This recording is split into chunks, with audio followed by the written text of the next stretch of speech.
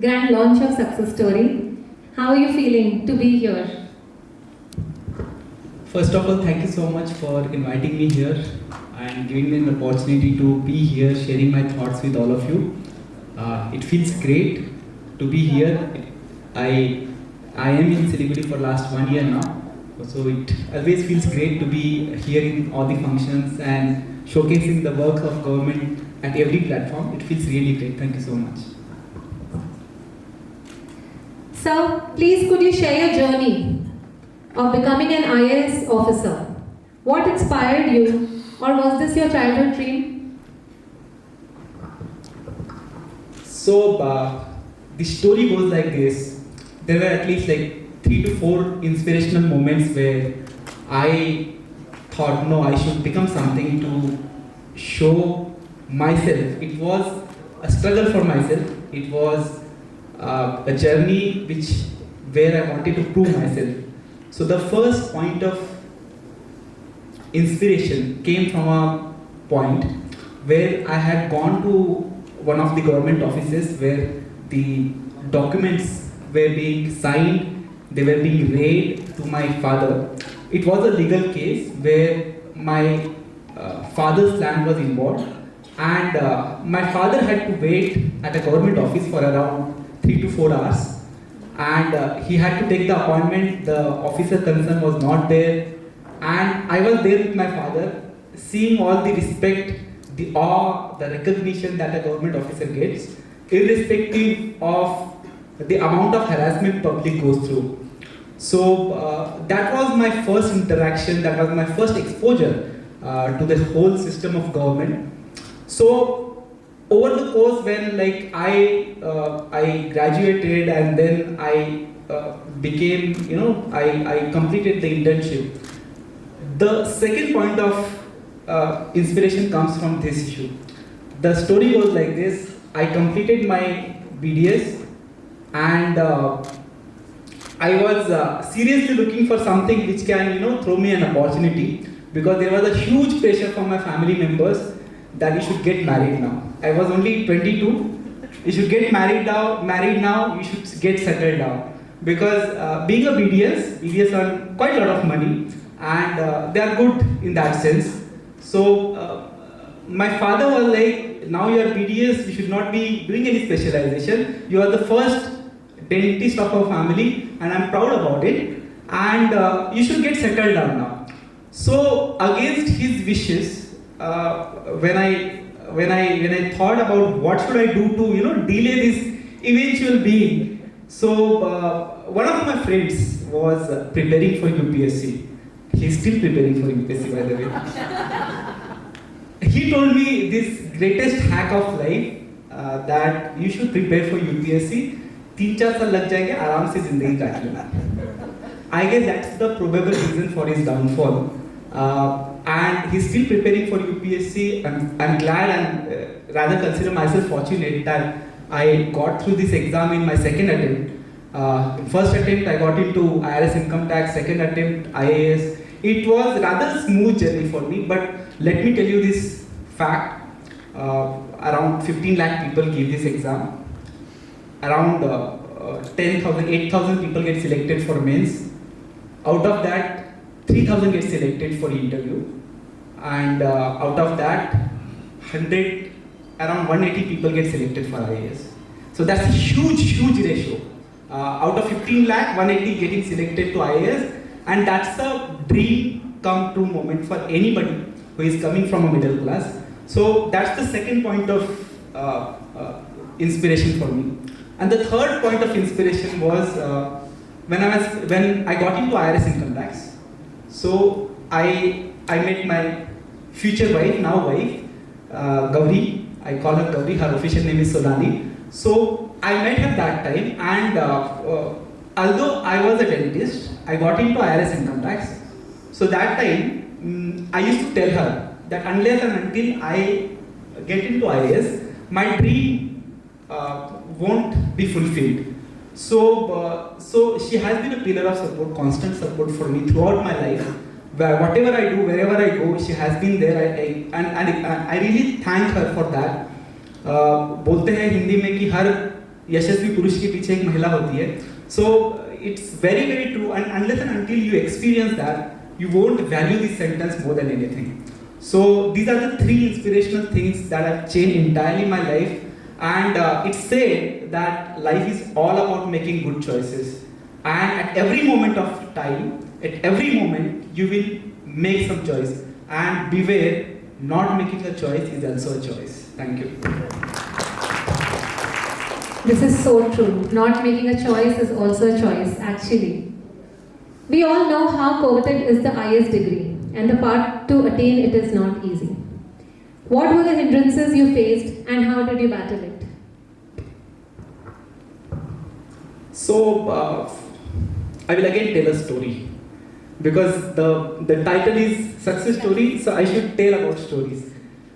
So I come from a village background whose population is around 4,000. I have been taught in government school where my mother tongue is Marathi. I have been taught in mother tongue till 10th of my education. So the first thing that was the biggest impediment, that was the biggest obstacle in entire journey, was a command over English. Because when you want to crack something, English, you believe it or not, is the language of communication of this world. You have to accept it. You may have the pride about your mother tongue, that's completely fine, and I should respect that. But if somebody is telling you you should forgo English, English is not important, that person is utterly wrong. Because wherever you go, English is so important. Even in India, you go to South India, you won't be able to communicate with the local people without English. So coming from a background where the village has a 3,000, 4,000 population, the school was not good, and when I started preparing for this exam, I was not able to differentiate between president and prime minister. So if that was the thing of affair, then I just really cannot think about the so many potential impediments that somebody might face while preparing for this exam. The first thing is this. The second thing that I want to tell you is life throws you so many opportunities. I was BDS at that time. I could have definitely settled down and went for a very simple choice of becoming a dentist and practicing in my area. But as I said, life is all about making good choices. So I made a choice that no, if God is giving me this opportunity, God is exposing me to this new information where my childhood dream is getting rekindled by somehow, then I should at least give it a try. So leaving a career which has good potential economic benefit and choosing a career which will throw me in any corner of India without any so attractive potential economic benefit was a choice to make. And when I got selected for IRS income tax, it was very difficult choice whether to opt for IAS West Bengal or to stay as IRS Assistant Commissioner of Income Tax in Pune. And I had to make a choice. Again, making good choice is all about how your personality is. So if you want to make simple choices, I guess you are limiting your upside potential. Thank you so much. So you have learnt English after your 10th, that means. So it's never too late to learn anything. He's a true example for that. And he speaks amazing English. I'm sure you all agree to that. Today you are in our city as the CEO of Siliguri Jalpaiguri Development Authority. I'm sure you have had different experiences in different cities at different posts. How do you balance this change? Yeah, so before I go for this question, I would tell you a small anecdote regarding English speaking. So when I was preparing for IRS income tax interview, that time I was speaking to my wife, the then girlfriend, my wife, and she was very point blank saying, Abhijeet, your English is so weak. She comes from convent school, come from St. Helena's School of Pune, And here was a guy who comes from a government school where we used to share teachers between 1, 2, 3, 4 subjects, 5 subjects, something like that. And where teacher-pupil ratio is just a joke. And she proposed that if I want to speak to her, then I should be speaking only English. So if I am speaking Marathi, she will just cut off the phone on my face. So that level of inspiration, that level of motivation that I got from my wife, that's why I say that हर यशस्वी पुरुष के पीछे एक महिला होती है. Now coming back to the question, I came here on 15th of July 2022 as a additional district magistrate Asansol, Paschim Bardhaman. I had a lot of different responsibilities compared to CO SJDA, where what we deal with is entirely different thing. Here we deal with urban issues, peri-urban issues. We have our Vice Chairman Sir, Mr. Dilip Dugat, who has been a constant pillar of support for whatever good things that we have been able to do in SJDA. So in SJDA we have been able to do so many good things here, bringing transparency to the people. The first thing that we did in SJDA was implementation of e-office. So why e-office is important? Because many of the times the people's files, the people's representations, the people's complaints get lost in files. They cannot be tracked. So I made a policy, rather this is the policy of the government of West Bengal, that every file needs to be digitized so that it can be tracked and the people's concern, the complaints get redressed. So that was the first initiative, and I'm proud to say that I have got such an encouraging team in Chairman Saurabh Chakravarti, Vice Chairman Dilip Dugat, Amar Singh Rai, all the board members. So it has been such a pleasure working here that I really feel that I'm really fortunate to come here and work for the people of Siliguri. So the first initiative is this e-office. The second initiative is paying the rents online. It's such a primordial thing that why should somebody come to a government office for paying a rent of 30 rupees? He is spending his half-day labor and he is coming to a government office only to be harassed by the government offices saying that now is the lunch time, you come after lunchtime, right?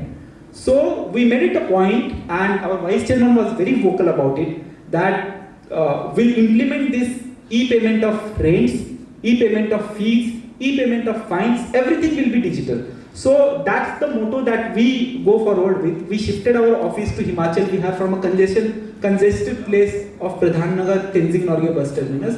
So it has been a remarkable journey compared to the district administration coming to the Siliguri. Siliguri is a growing town. So I see a lot of potential here, and it gives a replica image of developing Pune, because it has that much of potential, and I'm sure 25 years down the line, what Pune is, Siliguri will be of the same equal significance in Northeast India. Thank you. We are looking forward to this. With such a demanding and responsible post that you're holding, how do you manage to balance out family life and work life? Yeah, that's a tough question. Rather, that's a bouncer, and you should duck it ideally. But I will try to play it.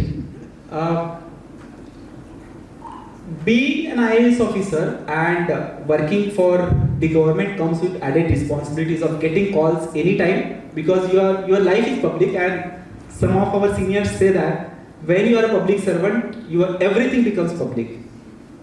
So with all the tamjam, with all the the sirens, with all the security, with all the respect that you get in society, it comes with an added responsibility of being responsive, of being accountable to everything that is happening in your organization, and assuming responsibility for whatever has happened in your office. So the day may start at 10 o'clock, but it won't end at 12 o'clock in the night. You may get call anytime in the night stating that this is the reason that we are calling for. So I have got so many calls when I was ADM Health. I have got so many calls at 11:40, 12:40, 1:40 asking for a help for admission in the hospital. So if that's the level of emergency that we work under, then I think that we should be responsible enough to attend those calls and not to be bogged down by the sheer responsibilities that the society throws at you. So what I feel is doing all these public responsibilities, responding to them is a very, very tough job. But I must tell you, when you have a capable life partner with you and the lovely kids with you, so whenever I go back to home, I guess I live for them, and whatever stress, whatever strain I go through entire day, it becomes so much easy when you find your joy, your happiness welcoming you to home. So you forget everything in your life. So I guess it's the case with everyone. Whenever you go back to home, you find your joy, your kids welcoming you, playing with you, and you just forget everything. So what I feel is how somebody should balance the personal and professional life is being present in that moment is the best hack that somebody could get. So you should not be thinking about office when you are at home, and you should not be thinking about home when you are at office. That's the best hack I can get. Thank you. That was the best advice. I think all females agree to this. So all the husbands, when you're at home, please leave your phone behind. Thank you so much. Now, can I have questions from the audience? Yes, there.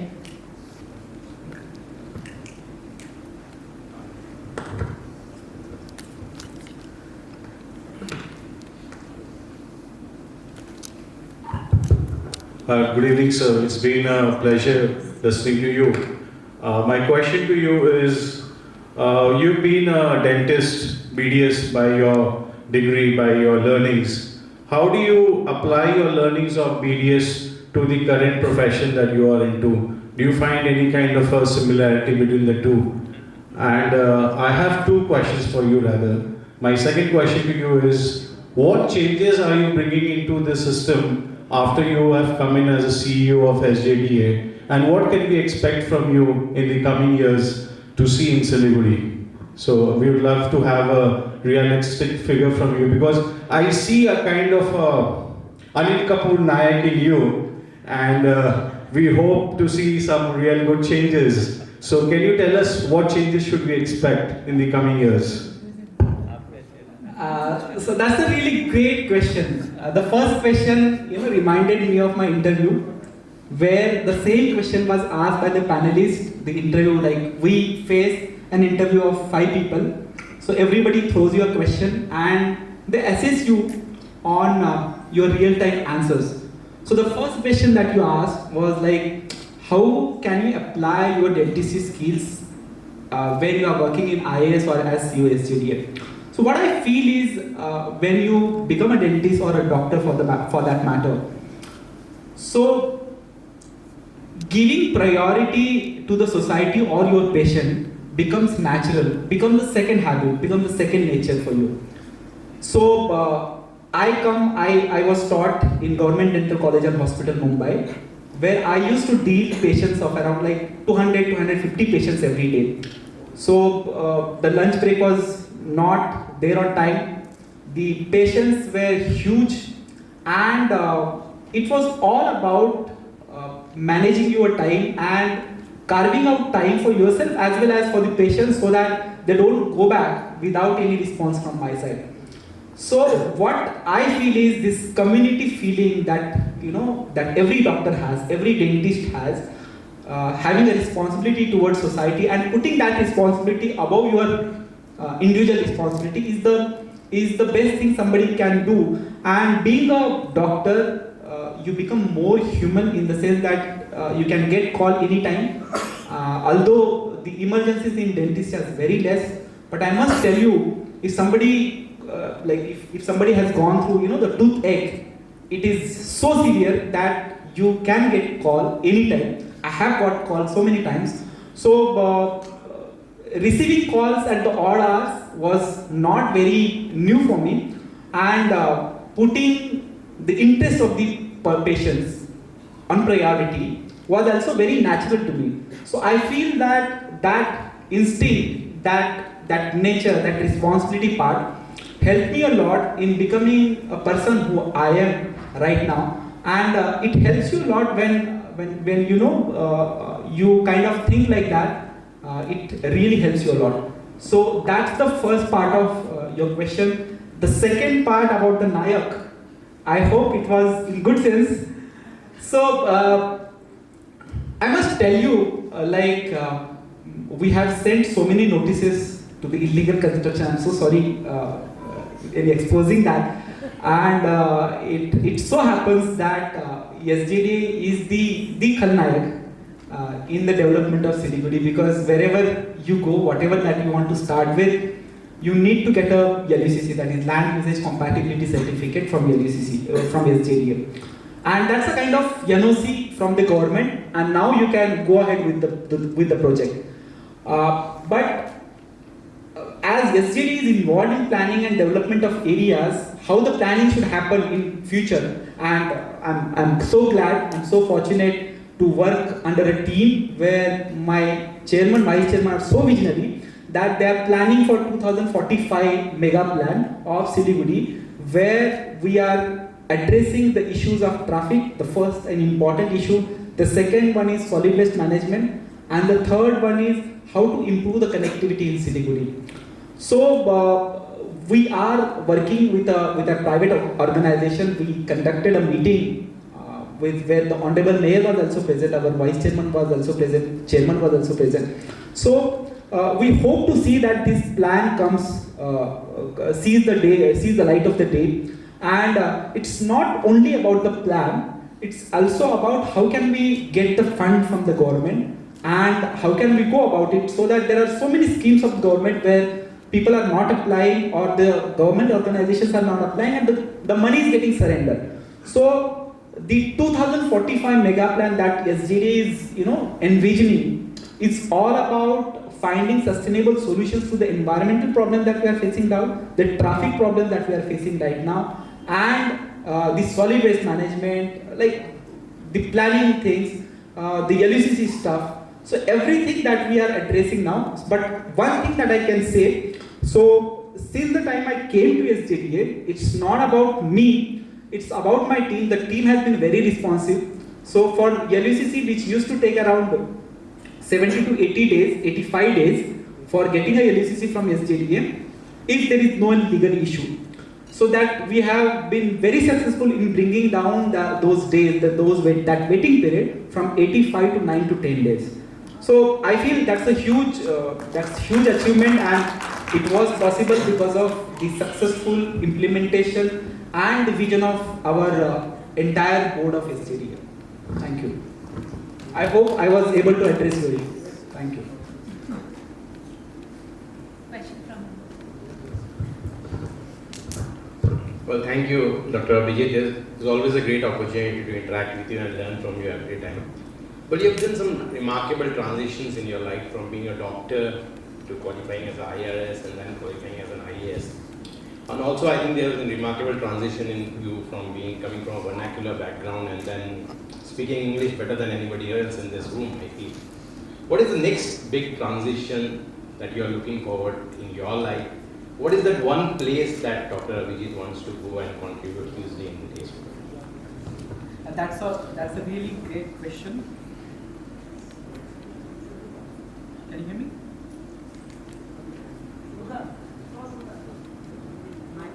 Hello? Yeah. So that's a really great question, Mr. Agarwal.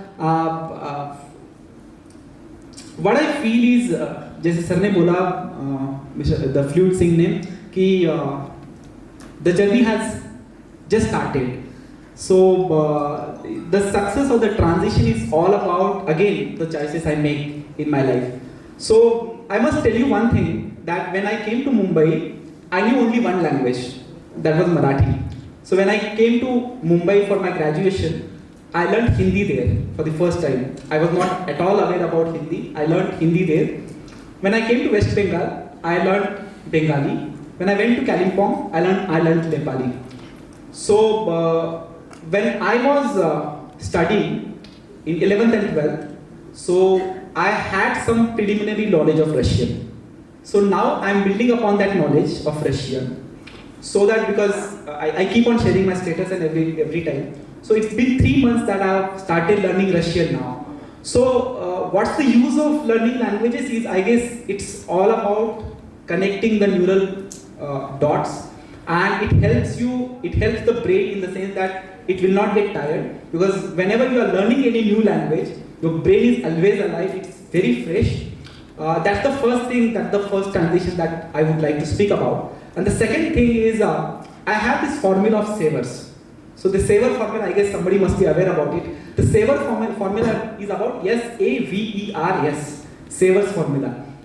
So I am a morning person. I get up early in the morning at around 5 o'clock every day, and I make sure that I go through this savers formula. So what is this savers formula? Is yes is for silence. Whenever you get up in the morning, so you should observe a silence of around 10 to 15 minutes, and you should be grateful to the God, to the humankind, of whatever possessions, whatever that you have in your life.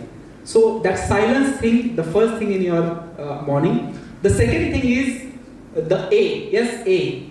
The second thing is affirmation. The affirmation is all about whatever thing that you want in your life, you just write it down and read and think about that thing in your life. So how you are going to achieve that, how your day is going to be. So if you can do that, so it helps you a lot, because you are in that mental picture for the entire day that you are going to crack this thing very easily. That's the second thing that I will do. The third thing is SAV. V is for visualization. So life is all about how you visualize life. And I like to start my morning with visualizing good things about the day, good thing about my life, good thing about my family, and good thing about my organization. Because why visualization is so important? Because whatever you are affirming, whatever you are thinking about, has a compounded effect. If you visualize good, if you add all the senses, how you feel, how you breathe, how you dream, if you add those elements to your visualization, that becomes more effective. The fourth thing is E, SAVE. E is exercise. I have, I guess, 1 or 2 gym buddies here. So I am a person who goes to the gym, who is very physically active, and every time I go to the gym, I make sure that I have a target in my mind. आज bench press हमको 80 का लगाना है, मुझे squat 100 का लगाना है, मुझे डेडलिफ्ट 150 की लगानी है. So every time the target is wide open for me, so that it can challenge me and it can bring the best out of me. Because once you have achieved something in life, it's very easy to be content with whatever you have in your life.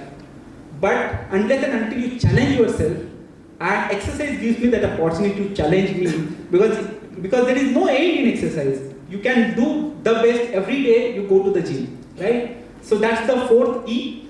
The fifth R is for reading. Every day I make sure that I at least read 10 to 15 pages a day, so that it's all about mental connections, the neurotic connections in your brain, and the compound interest is so huge, humongous over the time, that the knowledge that you amass, the knowledge that you gain over the years is huge. So that's the fifth R. And the sixth, yes is for how you aid your day.